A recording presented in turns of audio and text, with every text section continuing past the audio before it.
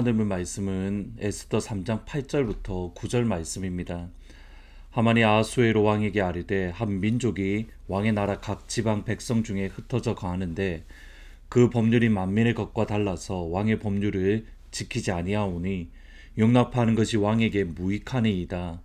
왕이 옳게 여기시거든 조서를 내려 그들을 진멸하소서. 내가 은 1만 달란트를 왕의 일을 맡은 자의 손에 맡겨 왕의 금고에 드리리이다. 2차 세계대전 당시 히틀러에 의해서 수많은 유대인들이 죽었던 사건을 일반적으로 홀로코스트라고 부릅니다. 정확한 통계를 확인하는 것은 어렵지만 일반적으로 600명가량 죽었다라고 이야기를 합니다. 저도 몇 번 들었던 기억이 있는데 어려서 부흥회 참석을 하면 부흥회 목사님이 오셔서 하셨던 말씀 중에 하나가 2차 세계대전 당시에 600만 명이라는 유대인이 죽었던 것은 예수님이 십자가에 달렸을 때에 죽으실 때에 그 핏값을 우리와 우리 후손에게 돌려달라라는 그 유대인들의 말을 하나님이 들으시고 그 심판으로 600만 명을 하나님이 심판하셨다. 이렇게 설교를 하시는 겁니다. 그 당시에는 그것이 맞다라고 생각되어졌는데 시간이 지나면서 조금 다르게 해석하는 것이 맞을 것 같다라는 생각을 가집니다. 우선은 예수님은 십자가에 못 박는 그들을 용서해 달라라고 하나님께 간구하고 기도하셨습니다. 누가복음 23장 34절에 보시면 이에 예수께서 이르시되 아버지 저들을 사하여 주옵소서 자기들이 하는 것을 알지 못함이니이다. 예수님은 자신을 조롱하고 무시하고 십자가에 못 박는 그 사람들을 향하여 하나님께 기도합니다. 아버지 저들을 용서해 주십시오. 제가 말씀드렸듯이 여기서 유희성 목사님은 제가 한 번도 생각하지 못했던 질문을 합니다. 아버지 저들을 용서해 주십시오. 예수님의 이 기도는 응답되었을까? 응답받지 못했을까? 성경에는 정확하게 나오지 않기 때문에 저희들이 어쩔 수 없이 추리를 또는 상상을 할 수밖에 없습니다.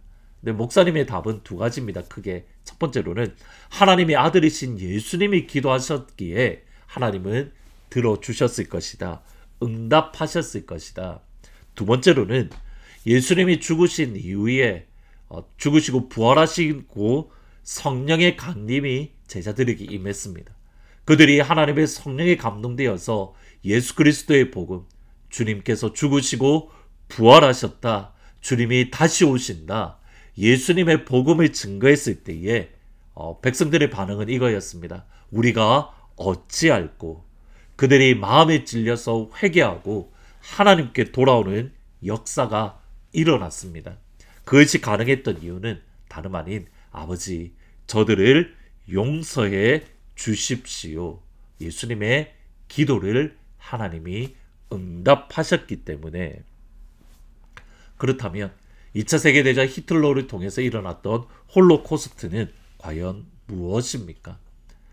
하나님의 심판이 아니라 반대로 사탄이 사람들의 마음의 눈을 가로막았기 때문에 어둠의 권세, 죄의 권세가 사람들을 사로잡아서 그들 스스로 무엇을 하고 있는지 알지 못할 정도로 완전히 어둠에 매였기 때문에, 악한 영에 사로잡혔기 때문에 저희들이 2차 세계대전을 바라보면서 알 수 있는 것은 우리가 마귀에게 마음을 빼앗기고 사탄에게 영혼을 빼앗겼을 때에 어떤 일이 일어날 수 있는가, 그것을 보여주는 겁니다. 바로 이 상황이 사탄에게 마음을 빼앗겼을 때에 어떤 일이 일어날 수 있는가, 그 참혹한 상황이 지금 에스더 말씀에서 나옵니다.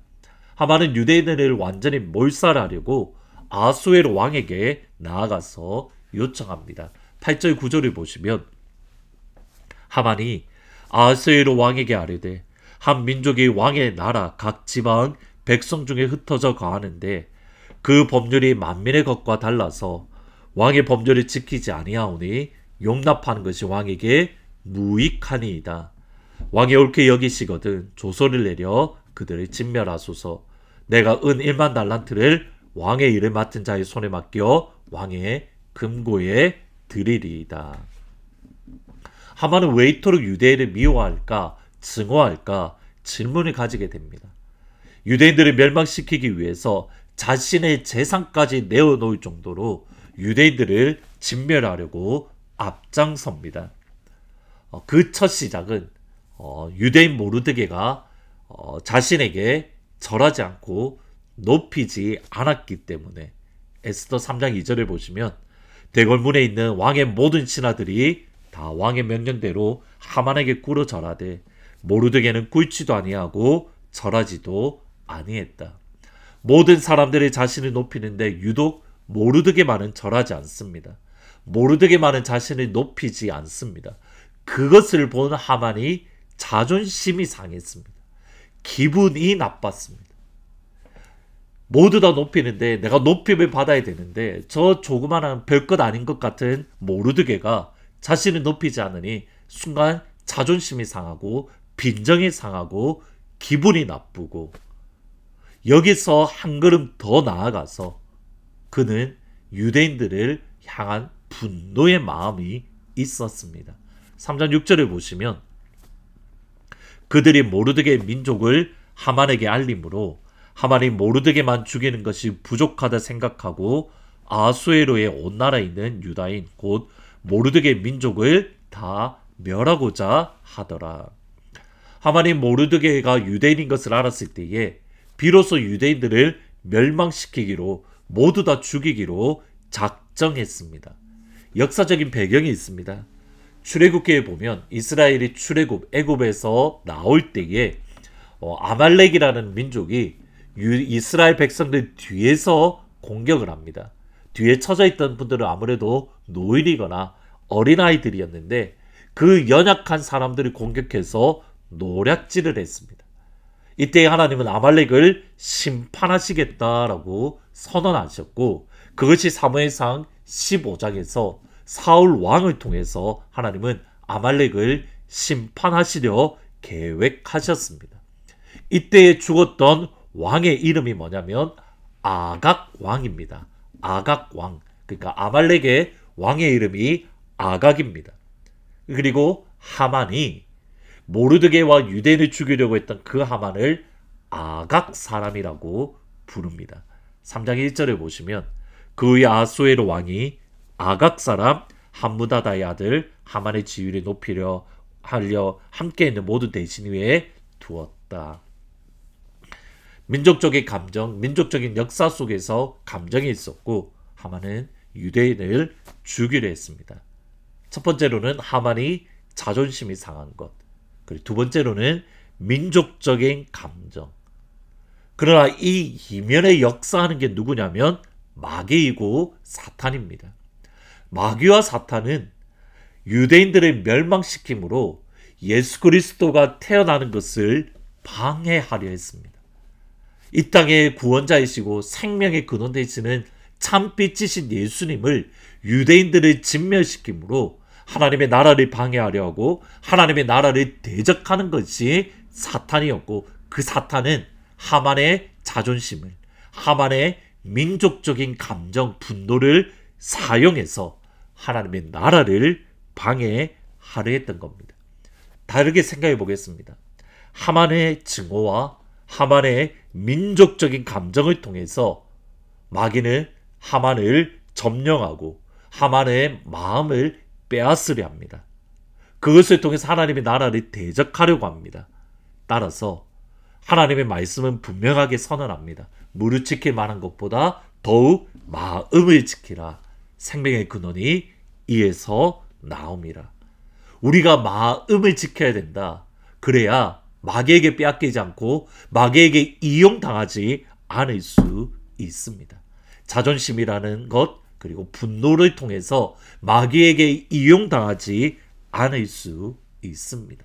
그러면 어떻게 우리의 마음을 지킬 수 있습니까? 성경은 분명히 말합니다. 아무것도 두려워하지 말고 오직 모든 일에 기도와 간구로 너희 구할 것은 하나님께 아뢰라. 그리하면 모든 지각에 뛰어난 하나님의 평강이 그리스도 예수 안에서 너희 마음과 너희 생각을 지키시리라.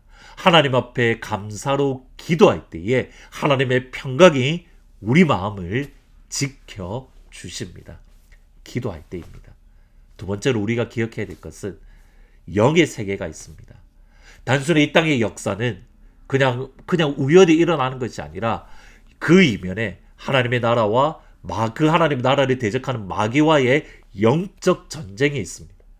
그러면 우리는 하나님의 나라의 시민으로서 마귀와 대적할 수도 있고 사탄에게 이용당해 점령당해서 하나님의 나라를 대적하는 자리에 설 수 있습니다. 그러기에 영의 눈이 열려야 됩니다. 하나님께서 지금 어떻게 역사하고 계시고 마귀는 그 하나님의 나라를 어떻게 대적하고 있는가, 역사 안에 뒤면에 역사하는 하나님의 영의 세계를 볼 수 있어야 됩니다. 그래야 흔들리지 않습니다. 오늘 기도할 때에 하나님, 우리 영혼의 눈을 열어주셔서 영의 세계를 보게 해주십시오. 하나님, 기도합니다. 하나님의 평강이 그리스도 예수 안에서 나의 마음과 생각을 지켜주십시오. 같이 기도하십니다. 예수님,